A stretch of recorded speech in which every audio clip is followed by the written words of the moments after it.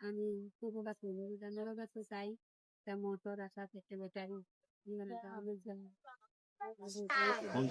দিতে পারি ব্যাটারি চারটা ব্যাটারি একটা মোটর 50,000 টাকা দিলে কাজটা সবটা সারা করতে পারবো। আমার সাইল নিয়ে কোনো ছেলে নাই এসে এই সাইল যদি দেওয়া হয় তাহলে আপনারা একটু আমার দিকে একটু ক্যাম্প করে একটু রক্ষা করেন। ওয়ালাইকুম।